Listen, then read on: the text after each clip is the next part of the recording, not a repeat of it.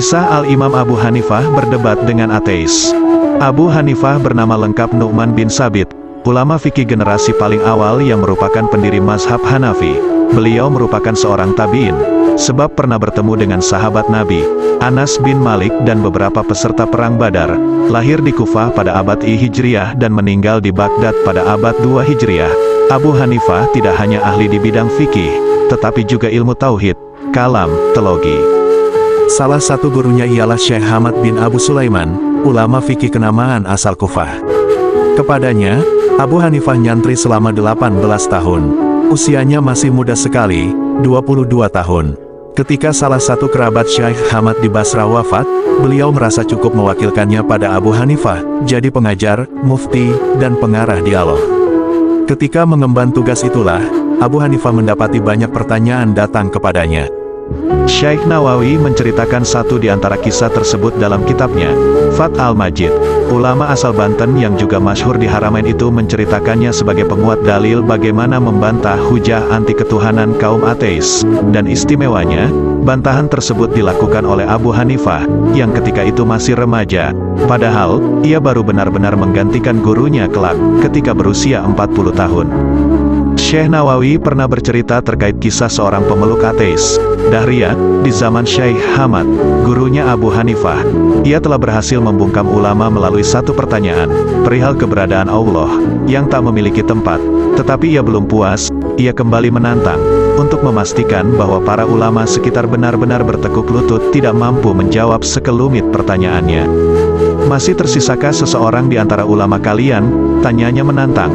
Para menteri menjawab, iya, Hamad, datanglah kalian padanya, mintalah dia untuk menghadapku. Sang menteri pun mendatangi Syekh Hamad. Mereka meminta beliau untuk segera menghadap sang raja yang ateis itu.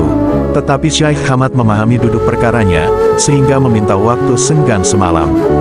Beliau memahami betul bahwa ulama lainnya telah keok di hadapan sang raja. Pagi harinya, sebelum berangkat, ia menghadap Abu Hanifah, murid kesayangannya. Ketika itu usia Abu Hanifah masih muda sekali. Kenapa Anda kelihatan putus asa? Tanya Abu Hanifah ketika mendapati gurunya murung, seakan menyimpan beban besar. Bagaimana mungkin aku tidak berputus asa, sedangkan aku diminta menghadap raja ateis yang para ulama telah bungkam oleh pertanyaan-pertanyaannya. Selain itu, aku mimpi tidak enak semalam, terang Syekh Hamad. Apa itu?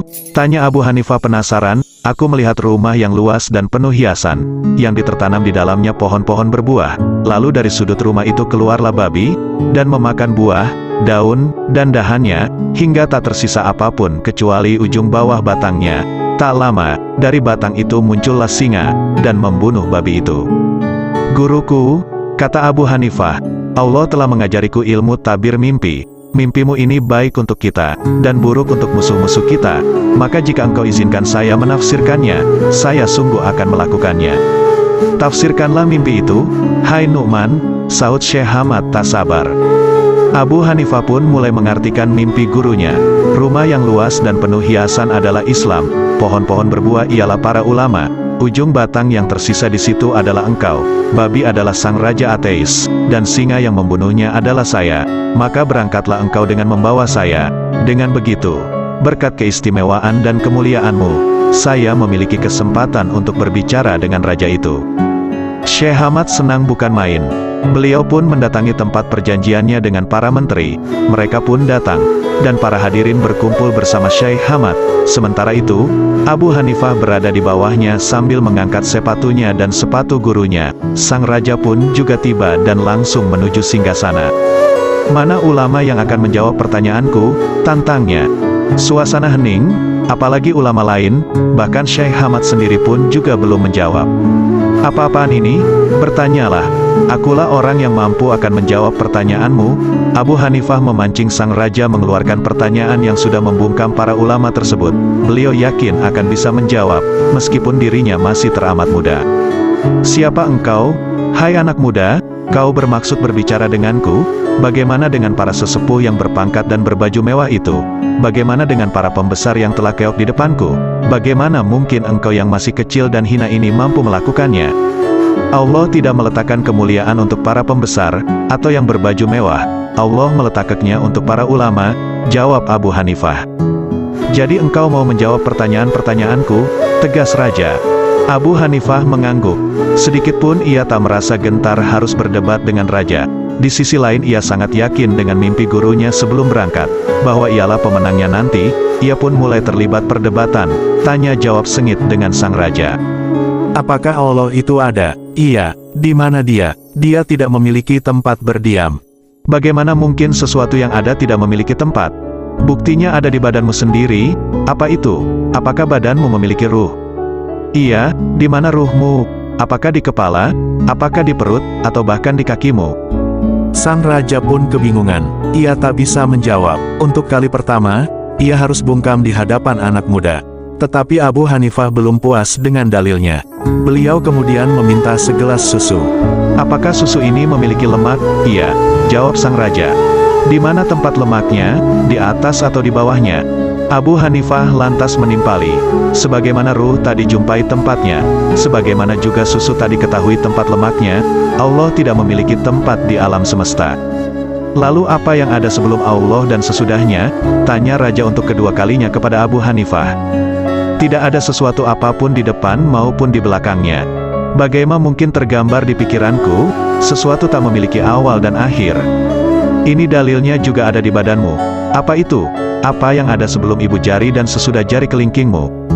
Tak ada apapun sebelum ibu jari dan setelah kelingkingku.